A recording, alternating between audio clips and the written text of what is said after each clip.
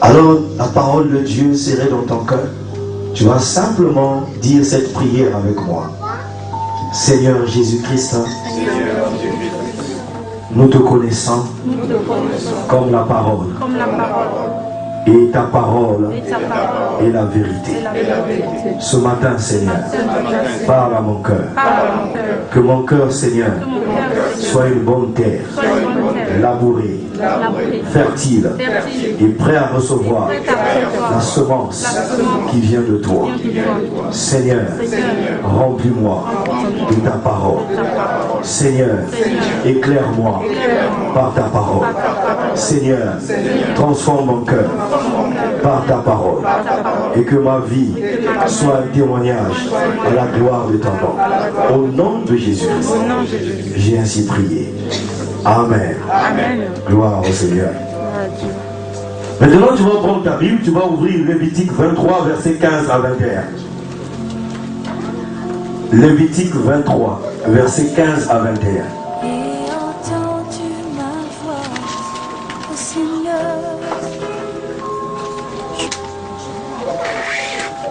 Lévitique, c'est au début justement de la Bible. Ce sont les 5 livres qu'on appelle le Pentateuque qui a été écrit par Moïse.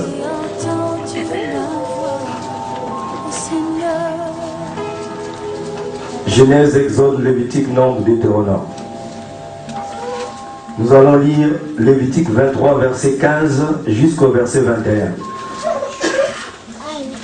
Je vais demander à notre frère Franck de nous le lire. Enfin, j'ai dit, l'autre micro ne fonctionne pas.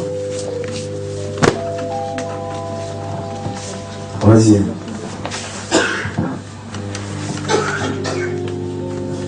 Lisons la parole de Dieu dans le livre de Lévitique au chapitre 15, au chapitre 23 à partir du verset 15.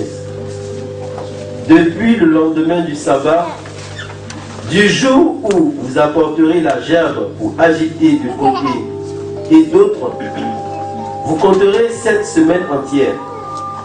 Vous compterez 5 jours jusqu'au lendemain du 7e sabbat. Jusqu'aux 50 jours, vous compterez 50 jours jusqu'au lendemain du 7e sabbat. Et vous ferez à l'Éternel une offrande nouvelle. Vous apporterez de vos demeures 2 pains, pour qu'ils soient agités de côté et d'autre. Ils seront faits avec 2 dixièmes de fleur de farine, et cuits avec du levain. Ce sont les prémices à l'Éternel. Outre ces pains, vous offrirez en holocauste à l'Éternel 7 agneaux d'1 an sans défaut, un jeune taureau et 2 béliers. Vous y joindrez l'offrande et la libation ordinaire, comme offrande consumée par le feu, d'une agréable odeur à l'Éternel. Vous offrirez un bouc en sacrifice d'expiation et 2 agneaux d'1 an en sacrifice d'action de grâce. Le sacrificateur agira ses victimes de côté et d'autre devant l'Éternel avec le pain des prémices et avec les 2 agneaux. Elles seront consacrées à l'Éternel et appartiendront au sacrificateur. Ce jour même, vous publierez la fête et vous aurez une sainte convocation. Vous ne ferez aucune autre œuvre servile. C'est une loi perpétuelle pour vos descendants dans tous les lieux où vous habiterez. Alléluia. Amen. Gloire au Seigneur. Amen. Maintenant, vous ouvrez encore Deutéronome 16, verset 16. Et je vais demander à la sœur Régine de le lire. Deutéronome 16, verset 16. Vous avancez juste un peu devant. Ne reculez pas, juste un peu devant. Verset 16. Lisons la parole de Dieu. 3 fois par année, tous les hommes d'entre vous se présenteront devant l'Éternel, ton Dieu, dans le lieu qu'il choisira. À la fête des pains sans levain, à la fête des semaines et à la fête des tabernacles. Deutéronome 16, verset 16 à 17, c'est ça? Oui. À la fête des tabernacles. On ne paraîtra point devant l'Éternel les mains vides. Chacun donnera ce qu'il pourra, selon les bénédictions que l'Éternel, ton Dieu, lui aura accordées. Alléluia. Amen. Voilà. Alléluia. Amen. Gloire au Seigneur. J'aimerais que vous prêtiez très attention au message que le Seigneur a pour vous ce matin. Alléluia. La Pentecôte, une fête passionnante. Voilà le thème de mon message ce matin. Pentecôte, une fête passionnante. Les fêtes de l'Éternel renfermaient des réalités prophétiques. Au point où lui-même en personne demandait, il exigeait à son peuple de célébrer ces fêtes. Il y en avait 7. Il y avait 7 fêtes que le peuple de Dieu devait célébrer. Et ces 7 fêtes devaient s'étendre sur une période, sur 3 périodes. Donc le peuple de Dieu devait se présenter devant le Seigneur 3 fois dans l'année. 3 fois. La première période, on appelle ça la fête de la Pâque. Et nous avons vu ici, là, tout le long du mois de la Pâque d'avril, les 19 impacts de la Pâque dans la vie du croyant.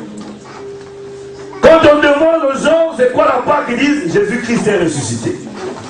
Alléluia. Amen. Mais vous avez compris quel était l'impact de la Pâque au-delà de ce que vous croyez avant. Le Seigneur vous a expliqué, vous a fait comprendre c'est quoi la Pâque. Alléluia. Donc la période de la Pâque avait 3 fêtes. La fête de la Pâque elle-même, la fête des pains sans levain et la fête des prémices. Mais toutes ces fêtes-là, pourquoi est-ce que le Seigneur était en train d'exiger à son peuple de célébrer toutes ces fêtes? C'est parce que il était en train de préparer quelque chose de plus grand qui devait venir. C'est l'avènement de son Fils, notre Seigneur Jésus-Christ. Et la Bible dit que Jésus-Christ, il était notre Pâque. C'est lui notre Pâque qui a été immolé. Jésus-Christ est venu accomplir toutes les prophéties qui étaient attachées à toutes les fêtes que nous avons vues. Jésus-Christ est mort le jour de la Pâque. Jésus-Christ a été enseveli le jour des pains sans levain. Et Jésus-Christ est ressuscité le jour des prémices. Alléluia. Amen. On avait vu le vin. On a vu c'était quoi la Pâque. Le peuple de Dieu qui est sorti, cela symbolisait quoi pour vous? La réception de Jésus. Le jour que vous avez accepté. Voilà pourquoi ce que je vous disais que la Pâque c'est votre anniversaire dans le Seigneur. Alléluia. C'est votre anniversaire dans le Seigneur. Tout comme tu célèbres ton anniversaire quand tu as 1 an de plus, la Pâque était ton anniversaire dans le Seigneur. Parce que c'est le jour que tu as accepté le Seigneur comme ton Seigneur et ton Sauveur. Et quand on finit, quand on fait la Pâque, ça ne s'arrête pas là. C'est-à-dire quand tu acceptes le Seigneur, ça ne s'arrête pas là. Il faut continuer. Il y a ce qu'on appelle la mort en soi. Il faut mourir en soi. Cela signifiait Jésus-Christ qui est parti dans le sépulcre. La mort. Et après, qu'est-ce qui se passe? Quand tu ressuscites avec le Seigneur, tu marches en nouveauté de vie. Alléluia. Et c'est le symbole de ce que nous voyons avec le baptême. Quand tu acceptes le Seigneur, il faut te faire baptiser, maman. Il faut te faire baptiser, papa. Alléluia. Amen. Parce que ça ne s'arrête pas que tu acceptes le Seigneur et que c'est fini. Non. Il faut continuer parce qu'il y a autre chose à faire. Donc ce matin, je voudrais vous faire rentrer périodes. La première période, c'était la Pâque. La deuxième période, on appelle ça la Pentecôte. Mais la Pentecôte avait deux noms. Ça s'appelle la fête des moissons. Ça s'appelle aussi la fête des semaines. Alléluia. Le peuple d'Israël, après 430 ans dans le désert, sous l'esclavage de l'Égypte, le Seigneur a décidé de faire sortir son peuple. Comme toi, tu as longtemps vécu dans le monde. Et le Seigneur, un jour, a entendu tes cris, a vu ta détresse. Il a dit, non, celui-là, je dois le secourir. Il t'a sorti de là. Et tu acceptes le Seigneur. Lorsqu'on sort, le Seigneur, il t'envoie dans le désert. Alléluia. Après 50 jours de marche, le peuple de Dieu arrive au mont Sinaï. Et là, l'Éternel a commencé à parler à son peuple. La Bible dit que la montagne du Sinaï était en feu. Et ils étaient en train d'entendre Dieu parler. De la même façon que vous m'entendez aujourd'hui. Ils entendaient audiblement Dieu leur parler. Et Dieu a commencé à parler à son peuple. C'était la première Pentecôte. Alléluia. Mais comme vous pouvez le remarquer, que dans cette alliance ancienne, l'ancienne alliance, qui était l'alliance qui était faite avec Moïse, vous remarquez que la Pentecôte s'est passée en dehors de l'homme. C'était sur la montagne. Mais la seconde Pentecôte ne va pas se passer de la même façon. Le Seigneur a décidé que désormais, il habitera dans l'homme. Désormais, il ne faut pas aller le chercher, je ne sais pas où. Dieu est là en toi. Alléluia.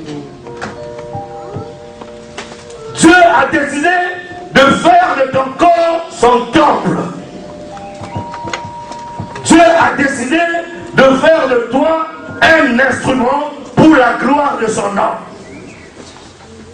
Alléluia. Tu cherches l'adresse de Dieu.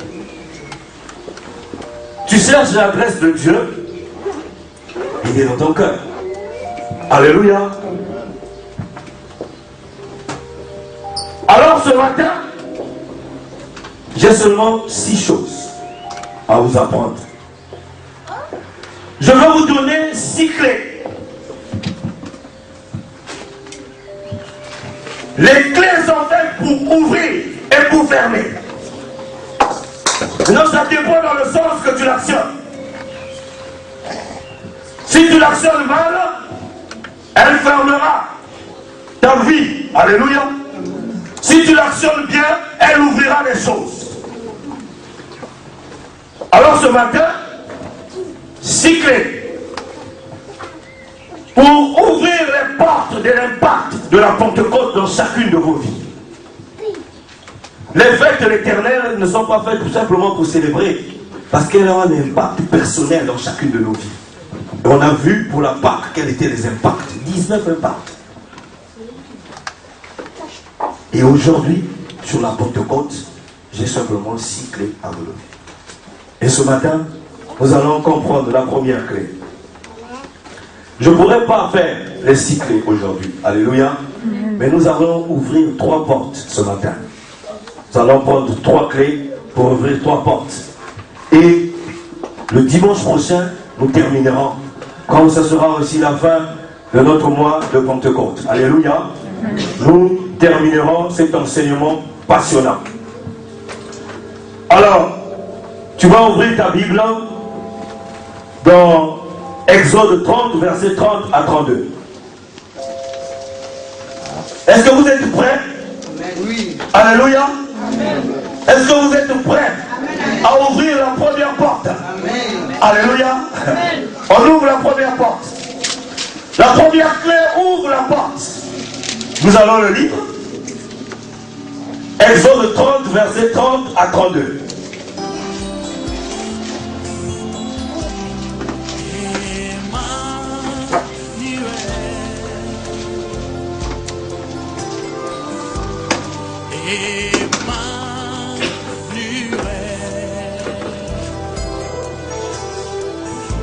Alléluia. J'aime que le peuple participe. La sœur Régine va lire. Allons-y. Tu verseras de l'huile sur Aaron.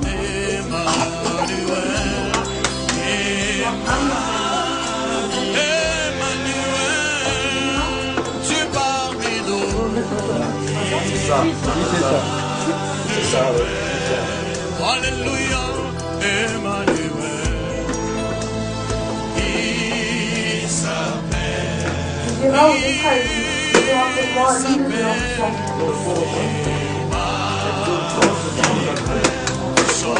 Tu verseras de l'huile sur Aaron. Et tu le consacreras à mon service, afin de frère. Jéhovah Tu Shalom. diras aux Israélites, fais pour moi l'huile de l'onction. Au fil de génération. Jéhovah Shalom. On ne versera pas sur le corps. Il s'appelle. Contemple la gloire de Jésus. Elle est sainte et tu la peux Chante. Alléluia. Amen. Alléluia. La première clé ouvre ce qu'on appelle l'onction pour le service. Alléluia. Lors de la Pentecôte,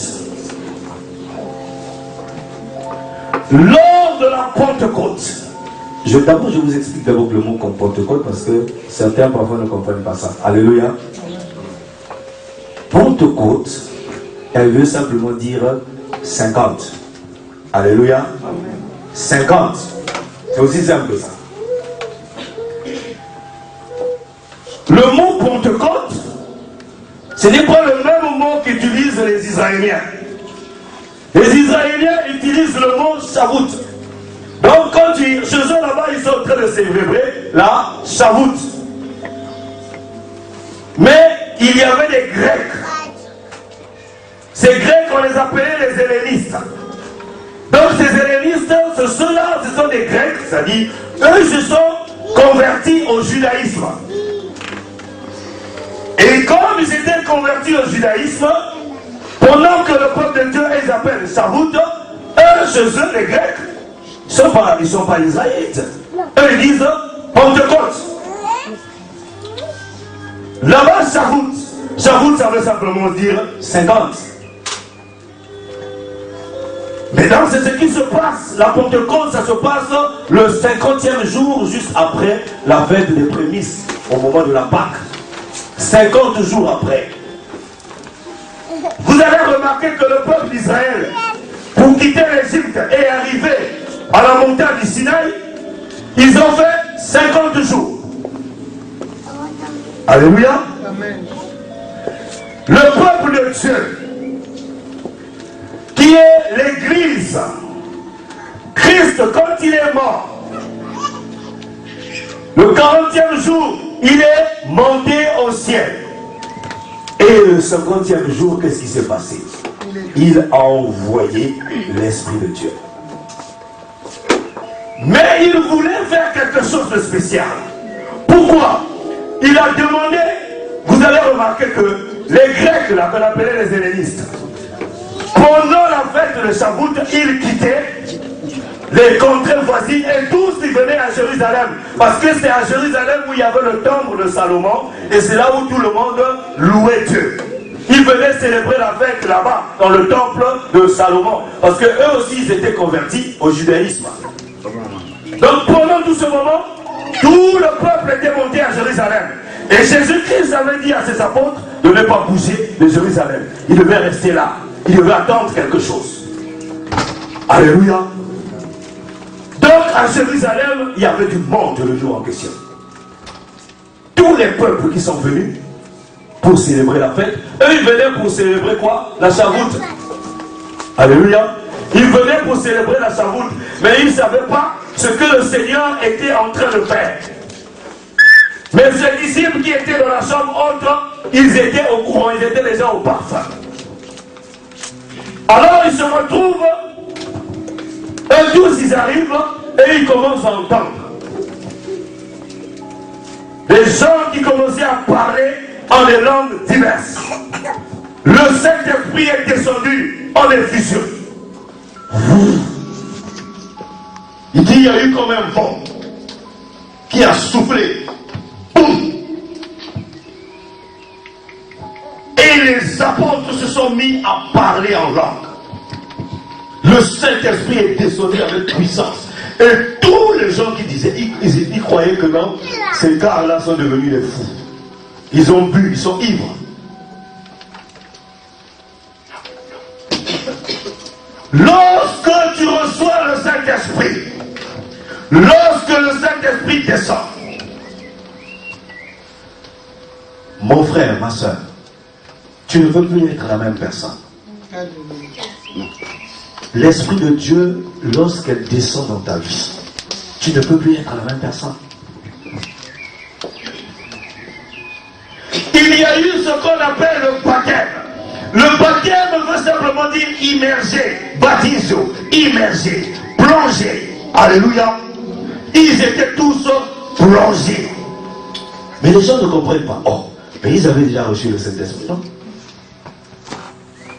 Mais puisque nous, si on a déjà reçu le Saint-Esprit, mais c'est quoi encore le baptême du Saint-Esprit là? C'est quoi? Donc le Saint-Esprit en question a changé ou pas? Alléluia. Vous allez comprendre ça vite. Ouvrons la Bible dans Jean 20. Je vais vous expliquer ça. Jean 20, versets 19 à 22.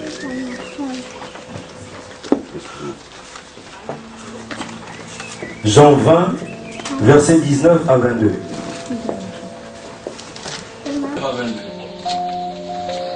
Le soir de ce même dimanche, les disciples étaient réunis dans une maison.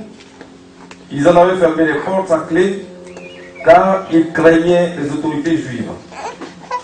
Jésus vint et, debout au milieu d'eux, il leur dit, « La paix soit avec vous. » Cela dit, il leur montra ses mains et son côté. Les disciples furent remplis de joie en voyant le Seigneur. Jésus leur dit de nouveau, « La paix est avec vous. Comme le Père m'a envoyé, moi aussi je vous envoie. » Après ces mots, il souffla sur eux et leur dit, « Recevez le Saint-Esprit. » Alléluia. Amen. Jésus va souffler sur ses apôtres et leur dit, « Recevez le Saint-Esprit. » C'est ce que toi tu reçois lorsque toi tu acceptes le Seigneur. Alléluia. Tu reçois le souffle de Dieu, l'Esprit de Dieu qui vient commencer à régénérer ta vie, à traiter avec ton cœur. Alléluia. Ça c'est, tu as reçu le Saint-Esprit. Le baptême du Saint-Esprit est une expérience autre que nous allons découvrir dans Acte 2, verset 4. Là c'est Jésus-Christ.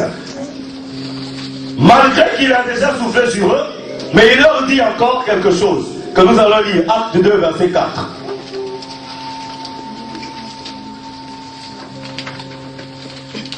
Est-ce que vous y êtes? Amen. Je vais demander à maman Nicole de le lire.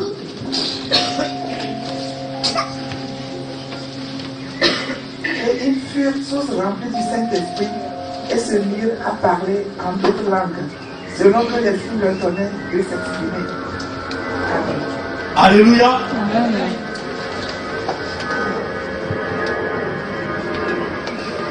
Jésus va leur dire une chose.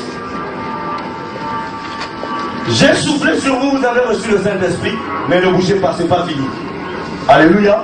Tu as accepté le Seigneur, tu as reçu le Saint-Esprit, c'est pas encore fini. Il y a une deuxième expérience, une seconde expérience qu'on appelle le baptême du Saint-Esprit. Pourquoi Jésus leur a demandé d'attendre et qu'ils reçoivent ce baptême-là? Alléluia. Et pourtant, ils avaient déjà reçu le Saint-Esprit. Le jour de la Pentecôte, le Seigneur va manifester cette puissance. Parce que lorsque tu es baptisé du Saint-Esprit, c'est une autre expérience. Tu es complètement plongé, immergé dans la puissance de Dieu. Et cela n'est pas pour rien, c'est pour quelque chose. Le baptême du Saint-Esprit est toujours donné pour quelque chose. Lorsque tu reçois ce baptême, l'Esprit de Dieu arrive en toi et tu commences à parler en de nouvelles langues. Le baptême du Saint-Esprit, l'évidence, plutôt, le parler en langue est une évidence du baptême du Saint-Esprit. Quand vous voyez les gens parler en langue là, c'est une évidence du baptême du Saint-Esprit. C'est un signe pour les non-croyants. Alléluia. La Bible dit que c'est un signe pour ceux qui ne croient pas. Tu parles en d'autres langues. Donc si toi tu es baptisé du Saint-Esprit et que tu ne parles pas encore en langue, c'est que tu n'as pas connu toute cette plénitude du baptême du Saint-Esprit, tu ne l'as pas connu. Parce que lorsque tu as connu la plénitude du Saint-Esprit, c'est ce qui s'est passé avec les apôtres, ils ont commencé à parler en langue. C'est une évidence. Quand tu vois quelqu'un parler en langue, il a reçu le baptême du Saint-Esprit. Alléluia. C'est une évidence. La deuxième évidence du baptême du Saint-Esprit, vous savez c'est quoi? C'est des ennuis. Alléluia. C'est des ennuis. Je vous assure que c'est des ennuis. Parce que Dieu va commencer à traiter maintenant directement avec ton cœur. Il va commencer à traiter avec ta rébellion.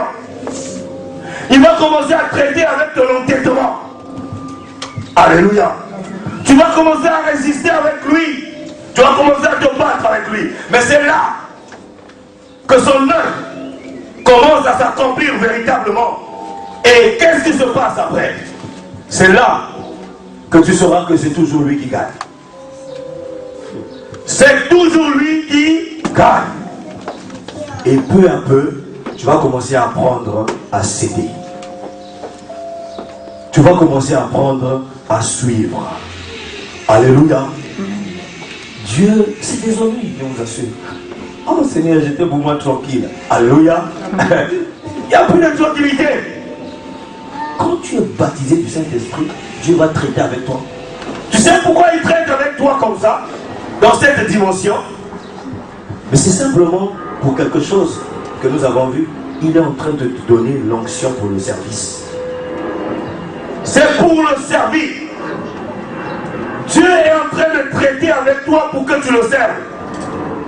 Dieu prend les gens de la boue, il lave, il nettoie, et il ramène à la table des rois. Et là, il te dit, tu serviras, tu me serviras là où je t'envoie. Seigneur, qui suis-je? Moi qui suis plein d'orgueil, je vais traiter avec toi. Amen. Alléluia. Amen. Parce que le baptême du Saint-Esprit a eu ce pouvoir de te donner l'onction pour le service. Regardez ce qu'il a dit à ses apôtres dans Acte 1, verset 8. Acte 1, verset 8.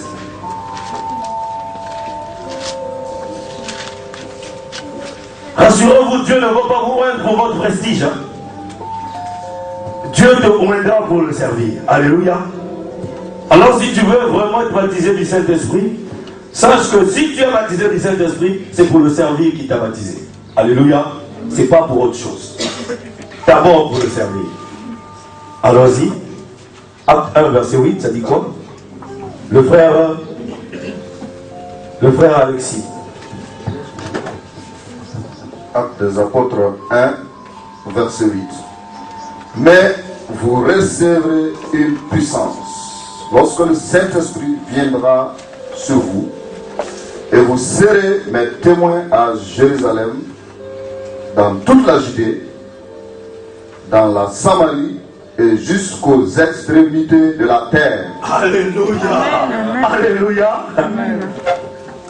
Lorsque le Saint-Esprit descendra sur vous, lorsque tu es baptisé du Saint-Esprit, il te donne quoi? Il te donne une mission, le service. L'onction du service descend sur ta vie. Et tu deviens son témoin. Combien de nous ne parlons même pas de Christ ici? Quand on arrive quelque part, on n'arrive même pas à savoir que tu es chrétien. Tu te caches. Alléluia. Le Seigneur ne veut pas cela.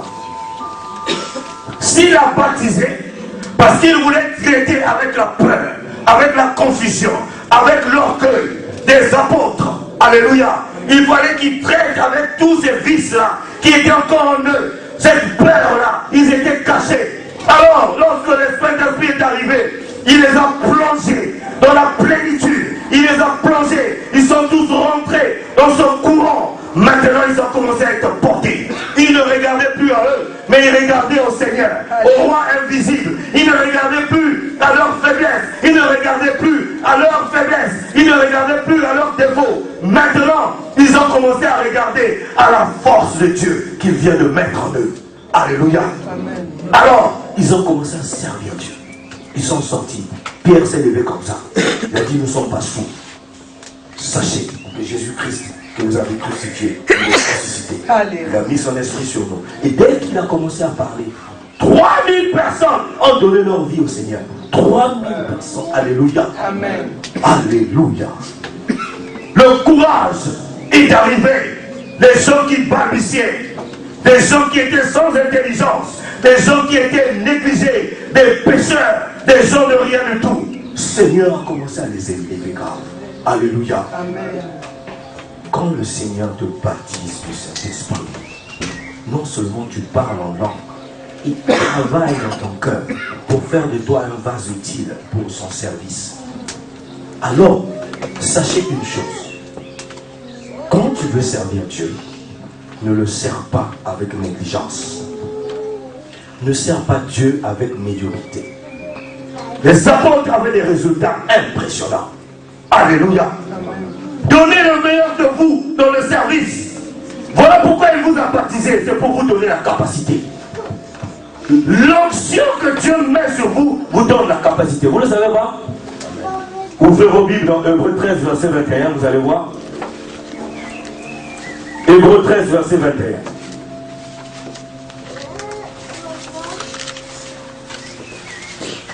Dieu ne va pas t'utiliser comme ça. Il va te rendre capable. Alléluia. Il te donne la capacité d'accomplir ce à quoi il t'a appelé. Lisons. Hébreux 13, verset 21. Qui l'a trouvé? Celui qui a trouvé, qui peut lire. Pour l'accomplissement de sa volonté et fasse en vous ce qui lui est agréable. Alléluia. Vous rendre quoi? Au commencement là, 21. Vous rendre capable. Voilà. L'onction de Dieu sur ta vie te donne quoi? La capacité. Alléluia. Alors ne dis pas au Seigneur, Seigneur, je ne peux pas. Seigneur, je n'arrive pas. Non. Il te donne la capacité. Alors ne sers pas Dieu avec négligence. Sers-le avec excellence. Parce qu'il dit, celui qui me sert avec négligence. Malheur à celui qui fait l'œuvre de Dieu avec négligence. Malheur à celui qui me sert avec négligence. Nous avons besoin de donner le meilleur de nous dans le service à laquelle le Seigneur nous a appelés. Alléluia. Amen. Alors ta réaction serait, Seigneur, je veux donner le meilleur de moi. Ça fait longtemps, vraiment longtemps, Seigneur, que j'ai servi ce monde, mais je n'ai rien eu. Maintenant, je change de tendance. J'inverse la situation. C'est vers toi que je me tourne. Alléluia, pour te servir. Voilà ce que fait la Pentecôte. La première porte que ouvre la Pentecôte, c'est ça. Ça va te donner la capacité de le servir. Alléluia. La deuxième clé, elle ouvre la porte de l'adoration. Alléluia. La Pentecôte relâche dans ta vie l'esprit d'adorateur.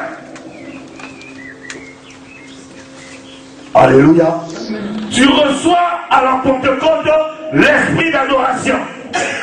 Notre Dieu dit quelque chose de formidable. Dans Jean 4, verset 24.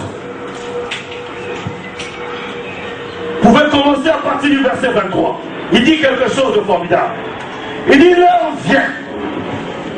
Et cette heure est déjà là. Où les vrais adorateurs adoreront le Père en esprit et en vérité. Alléluia. Amen. En esprit et en vérité. Beaucoup de gens désirent adorer Dieu. Mais vous devez savoir une chose.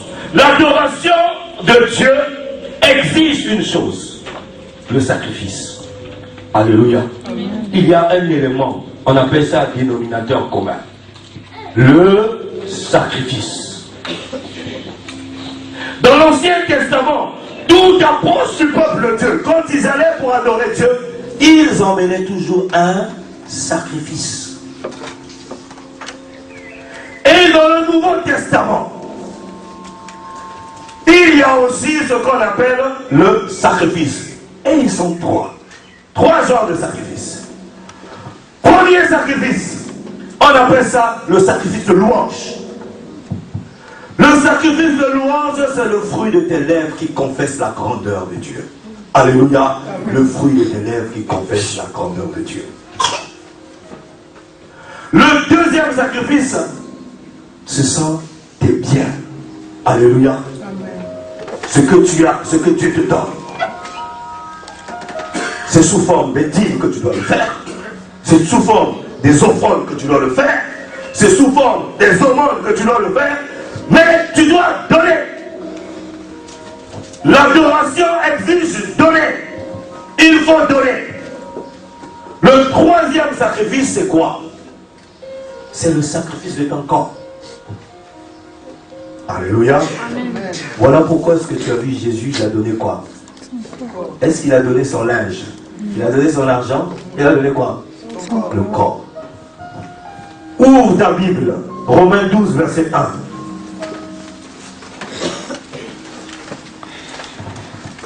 Romains 12, verset 1.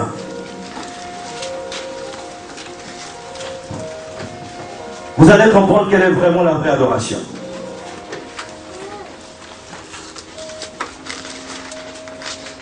Alléluia. On y va? Le frère Franck? Je vous exhorte donc, frères, par les compassions de Dieu, à offrir vos corps comme un sacrifice vivant, saint, agréable à Dieu, ce qui sera de votre part un culte raisonnable. Alléluia. Les gens, quand on leur dit donner, l'argent, ils peuvent donner, mais quand on leur demande de donner leur corps, ils n'arrivent pas. Alléluia. L'adoration de Dieu, ce n'est pas ce que tu entends là seulement. Oh Seigneur, c'est pas tout. Vous avez vu les trois éléments qui rentrent dans l'adoration? Je vous ai expliqué les trois éléments qui rentrent dans l'adoration. Le sacrifice de louange, les fruits de vos lèvres, les biens que vous avez, et enfin, votre corps. Il dit, offrez-vous comme les instruments. Romains 6, 13.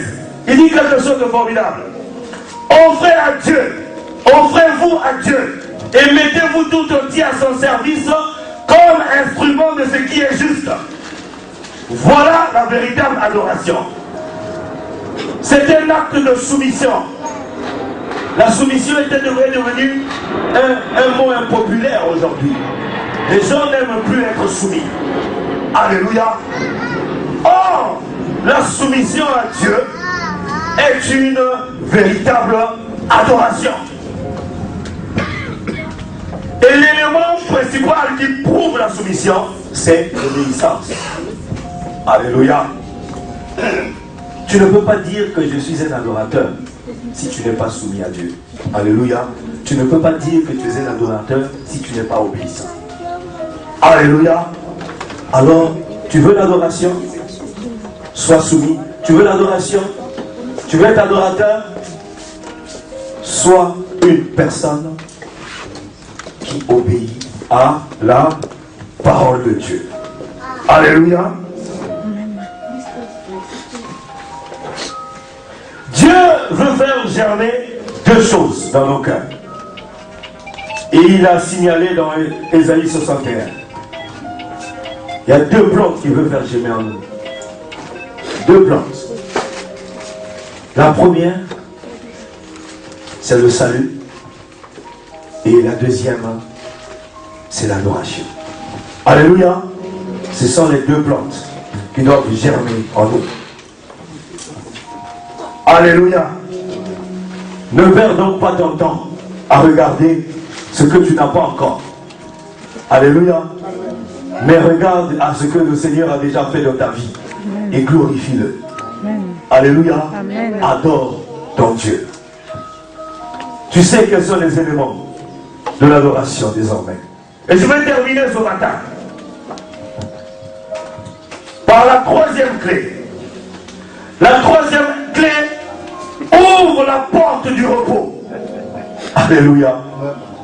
Pendant la Pentecôte, Dieu veut te faire rentrer dans son repos.